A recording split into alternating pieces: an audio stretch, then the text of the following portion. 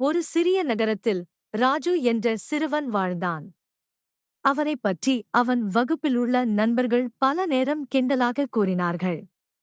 அவருக்கு உடல் பலம் குறைந்திருந்தாலும் ராஜுவின் கனவு ஒன்றுதான், தனது முன்படியான மைக் டைசன் போல ஒரு பெரிய பாக்சர் ஆகஸ்ட் வேண்டும். ஒவ்வொரு இரவும் அவன் படுக்கையின் கண்ணாடியில் டைசனின் போஸ்டர் பார்த்து அதிரடி சக்தி மற்றும் தைரியமான பண்புகளுக்கு பேராண்மை செய்த பெரிய படைப்பாளி பற்றி கற்பனையில் ஆழ்ந்திருந்தான். ஒரு நாளில் ராஜு தனது கனவுகளை அவன் பாட்டிக்கு பகிர்ந்தான். அவளது பாட்டி பஞ்சதந்திர கதைகளை மிகவும் விரும்புவாள். அவள் சிரித்துப் பேசினாள். ராஜு, நீ ராணி பறவை மற்றும் வலுவான யானை பற்றி ஓர் கதையை அறிவோ? ராஜு தலையொட்டினான். ஹூட், பாட்டி சொன்னார்.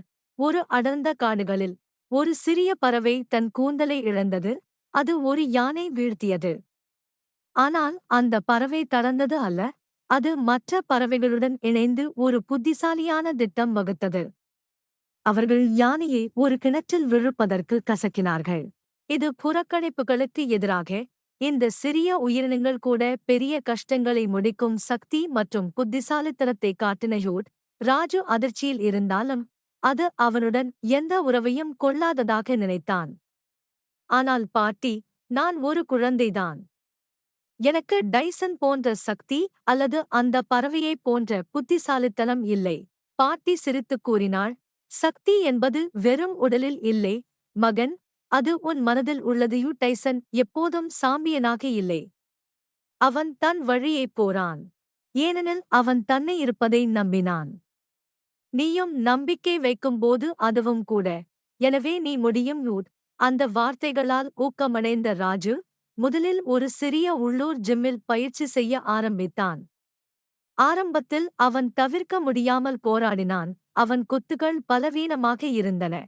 திறன் குறைவாக இருந்தது. மேலும் அவனது வகுப்பின் நண்பர்கள் இன்னும் அதிகமாக நகைச்சுவை செய்தனர். ஆனால் ராஜு தளரவில்லை. ஹூட், அவனுக்கு டைசனின் பழைய போட்டிகளைப் பார்க்கும் நேரங்கள் இருந்தது. அவன் முன்னணியில் கொண்ட திறன்களை பயன்படுத்தி வேகம் மற்றும் அதிரடி என்று துடிப்புடன் பயிற்சி செய்யத் தொடங்கினான்.